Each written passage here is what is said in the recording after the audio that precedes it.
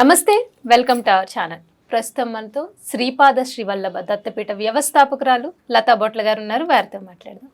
నమస్తే మేడం. నమస్తే ఫనీ. లత గారు, గురు చరిత్ర పారాయణం అంటేనే అద్భుతం అని చెప్పొచ్చు. అంటే ఈ రిజల్ట్ ఇస్తుంది, ఈ రిజల్ట్ ఇవ్వదు అని ఏమీ లేదు. అసలు ఆ పారాయణం చేస్తే అందరి జీవితాల్లో కూడా అద్భుతాలు జరుగుతాయి. అది సామూహికంగా పారాయణం చేస్తే ఇంకా ఫలితాలు చాలా త్వరగా వస్తాయి. ఎందుకంటే ఆ కూర్చున్న ప్లేస్ కానీ, ఆ వైబ్రేషన్స్ కానీ, ఇంట్లో ఉన్నాం అనుకోండి, ఏదో వంట హడావిడి, ఏదో చదివేసామా అని మనసు దాని మీద లగ్నం చేయలేం.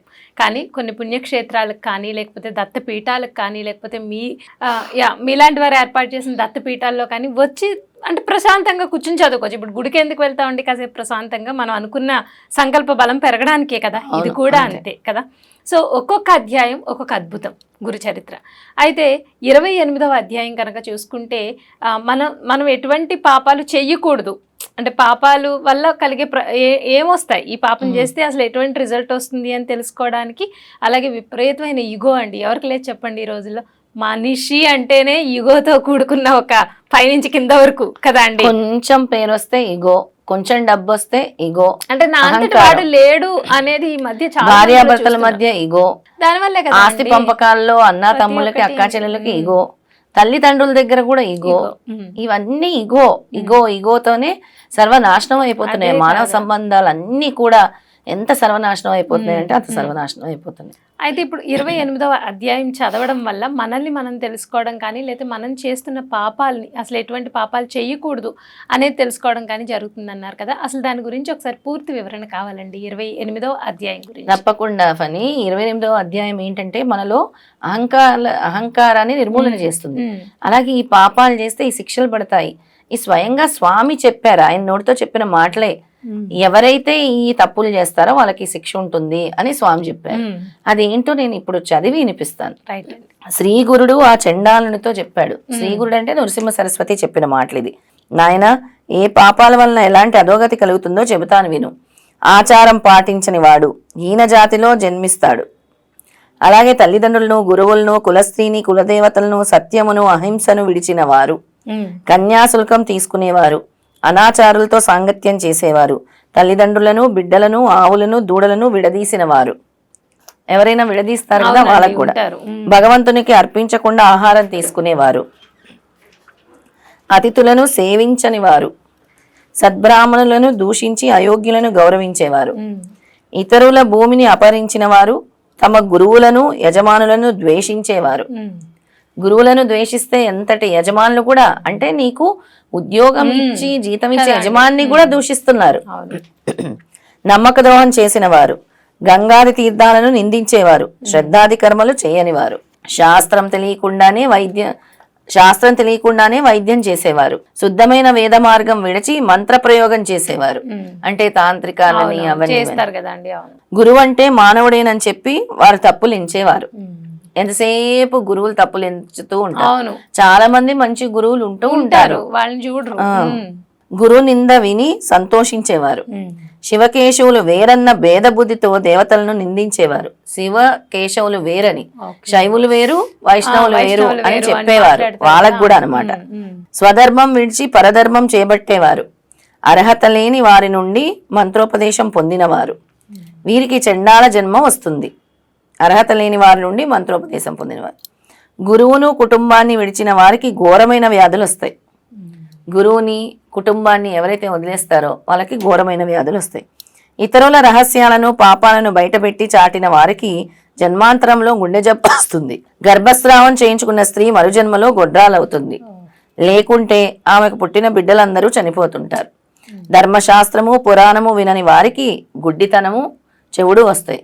ధర్మం పాటించకపోయినా, శాస్త్రాన్ని విడిచినా, ధర్మశాస్త్రాలు పాటించిన వాడైనా, వినని వాడైనా కూడా. పతితులతో స్నేహం చేసిన స్త్రీ గాడిదగాను, బ్రహ్మహత్య వలన క్షయరోగము, ధర్మ విరుద్ధమైన రతి వలన కుష్ఠరోగము, నమ్మక ద్రోహం వలన అన్నద్వేషము, అజీర్ణము కలుగుతాయి.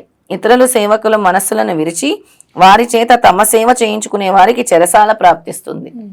ఇతరులకి సేవ చేసే వాళ్ళని విడదీసి వాళ్ళు సేవ చేసుకుంటే వాళ్ళకి చెరసాల కర్మ ఉంటుందన్నమాట. ఇప్పుడు పుణ్యకర్మలను నిరసించేవారు అంటే ప్రజాహితకరమైన చెరువులు, బావులు, తోటలు మార్గాలు యజ్ఞాలను ధ్వంసం చేసేవారు. ఏకాదశి మొదలైన వ్రతాల్లో పగలు భుజించేవారు. దానమిచ్చి దాన్ని తిరిగి స్వీకరించేవారు. ఇచ్చిన మాట తప్పేవారు. అలాగే పరధర్మమును అనుష్ఠించేవారు. తమ పుణ్యాలు ఇతరుల పాపాలు ఒకటే అని చెప్పేవారు. దాంభికుడు, దుస్సంగుడు, యంత్ర మంత్రాలతో ఇతరులను చంపేవారు. కర్మభ్రష్టులు, ఇతరులకు సంతాపం కలిగించేవారు. మరణించాక యమలోకంలో సూక్ష్మ శరీరంతో శిక్షలు అనుభవించి తర్వాత చండాల యోనుల్లో జన్మిస్తారు. అప్పుడు నామధారకుడు అడిగాడు అనమాట స్వామిని, స్వామి మరణం తర్వాత పూర్వకర్మ ఫలాన్ని యమలోకంలో ఒక్కసారి అనుభవించాక మరుజన్మలో చండాల యోనిలో జన్మించి మరొకసారి అనుభవించడం సమంజసమా అని అడుగుతాడు అనమాట. అందుకు సిద్ధుడు ఇలా వివరించారంటే, గురుడు భౌతిక దేహం ఒక పరిమితిలో కష్ట సుఖాలను మాత్రమే అనుభవించగలదు.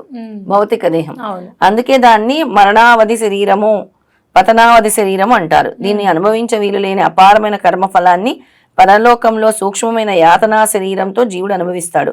భౌతిక శరీరంతో అనుభవించవలసిన వాటిని మరలా జన్మించి అనుభవిస్తాడు.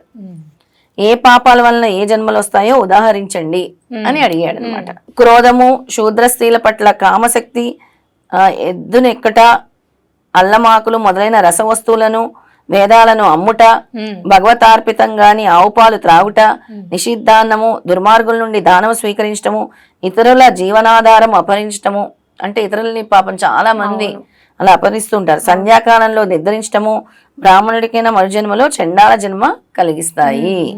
అయితే యమలోకంలో అనుభవించే శిక్షలు 8,40,00,000 ఉంటాయంట. 8,40,00,000 శిక్షలు. వీటిని ప్రధాన మొదలైనవి 21. పాపి మరణించగానే యమభటులు వాడి ప్రాణాలను యాతనా శరీరంలో బంధించి అడుగుపెట్టి వీలు లేని భయంకర మార్గంలో తీసుకెళ్తారట. ఇక గురుద్రోహి, విప్రుల్ని పరాభవించిన వాడు బ్రహ్మ రాక్షసులు అవుతారు. గురుద్రోహి. అలాగే హీనులను సేవిస్తే గాడిదగాను, అతిథిని విడిచి భుజిస్తే కోడిగాను, ద్రవ్య పరిహారం అయితే ఒంటిగాను, ఫలప్రదాతలు దొంగలిస్తే కోతిగాను, తేనె దొంగలిస్తే పక్షిగాను, మాంసం అపహరిస్తే గద్దగాను, అన్నం అపహరిస్తే మిడతగాను, జలం అపహరిస్తే చాతక పక్షిగాను, ధ్యానం అపహరిస్తే మిడతగాను, విషం అపహరిస్తే తేలుగాని జన్మిస్తారు అని స్వామి చెప్పారనమాట. ఇవన్నీ శిక్షలు చెప్పారు. అయితే నామధారకుడు అడుగుతున్నాడు, స్వామి ఇది వరకు తెలుసో తెలియకో పాపం చేస్తే దాన్ని పోగొట్టుకునే ఉపాయమే లేదా అని. అందుకు సిద్ధుడు ఇలా అన్నారు. త్రివిక్రమ భారతి కూడా ఈ సందేహమే కలిగింది. ఆయన అడిగితే శ్రీగుడు ఇలా చెప్పారు, నాయన నిజమైన పశ్చాత్తాపమే అందుకు మొదటి మెట్టు.